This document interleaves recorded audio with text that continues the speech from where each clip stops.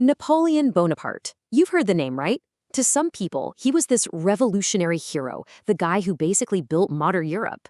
But to others, he was a power-hungry tyrant who just drenched the continent in blood. He's a huge contradiction. And that's what we're going to do here. We're going to pull back the curtain on the real man behind the myth. To really get him, you have to look at him not just at his absolute peak, but also at his very, very end. Okay, so just look at these two images for a second. On the left, you've got the emperor in all his glory, right? He's crowning himself at Notre Dame, literally the master of Europe. Then look at the right. That's a sketch from 1821, just a few months before he died. He's defeated, exiled, sick. So this is the big puzzle of Napoleon, isn't it? How did the guy on the left become the guy on the right? To figure that out, to really understand that incredible rise and fall, we've got to go all the way back to the beginning. So, Napoleon's epic story, it doesn't really start on a battlefield. Nope. It begins in his childhood, where this just ferocious will to win was forged in you could say, the fires of his family life. Yeah, those are Napoleon's own words about himself as a kid. And believe me, he wasn't exaggerating. He said he was stubborn, headstrong, a boy who would literally beat and bite his older brother Joseph just to get what he wanted. I mean, this goes way beyond typical sibling rivalry, right? It's an early peek into this almost desperate need to dominate, to always be the winner. And that drive, well, it was absolutely fueled by his parents. You see, his parents stoked that fire in two totally different ways.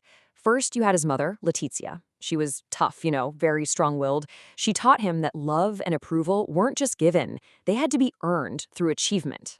Then, on the other side, you have his father, Carlo. He was cozying up to the new French rulers of Corsica, and to Napoleon, this was just a total betrayal. It lit this fire in him to redeem the family name, but on his own terms.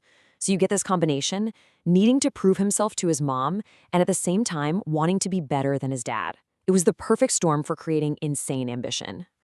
And wow, did that ambition take him places. I mean, it carried him all the way from a small island in the Mediterranean to the absolute peak of power in Europe. And that single moment is captured perfectly by his coronation. So picture this. It's December 2nd, 1804. All eyes are on Notre Dame Cathedral in Paris. But listen, this was not your average traditional coronation. Not even close. Napoleon orchestrated the entire thing himself. It was basically a masterclass in propaganda, all designed to shout to the world that a new kind of ruler and a new kind of empire had just arrived. He was a genius with symbolism, using it to completely rewrite the rules of power. So first, he mixes these old French and Roman traditions to cook up something totally new. Then, check this out, he covers his robes in golden bees. Why bees? Well, they were a symbol of the ancient Merovingian kings, so it was his way of kind of leapfrogging right over the old dynasty. But the real showstopper, the ultimate power move, was when Pope Pius VII came forward with the crown. Instead of kneeling like every king before him, Napoleon just takes the crown from the Pope's hands, turns his back on him, and puts it on his own head. I mean, can you imagine the message that sent? As historian J. David Markham puts it, this was a massive statement. Napoleon was basically telling the whole world, my power doesn't come from God or the church, it comes from me, from my own victories and from the will of the French people. He was a self-made emperor, and you better believe he wanted everyone to know it. But this self-made emperor, this guy who seemed totally invincible, he was about to run headfirst into a challenge that would absolutely shatter his legend, the massive, frozen wasteland of Russia. This, right here, was the beginning of the end. Okay, so in June of 1812, Napoleon marches his grand army. We're talking the biggest European army ever seen into Russia. He's thinking, one quick, decisive battle and it's over.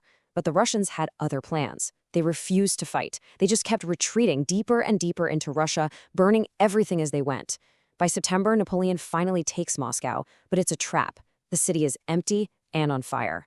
With no food, a brutal winter rolling in, and the Tsar just refusing to even talk, Napoleon had no choice. He had to order a retreat. And the cost? It's just catastrophic. It's almost impossible to wrap your head around. Look at these numbers.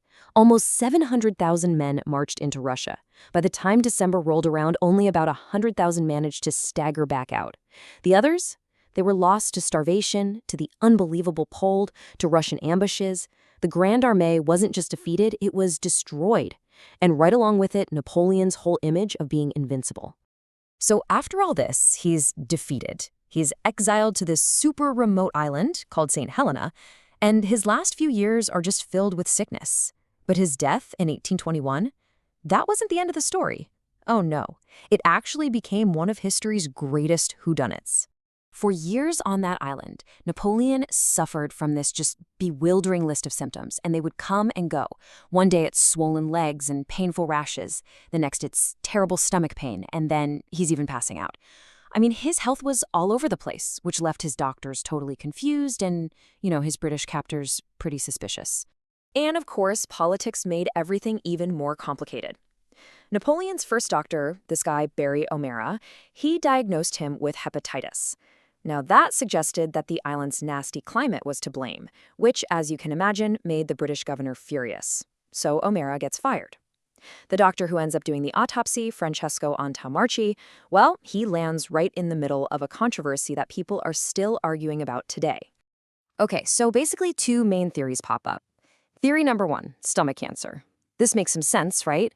His own father died from it, the autopsy found a pretty big ulcer, and Napoleon himself was worried that's what he had. But then, there's theory number two, arsenic poisoning.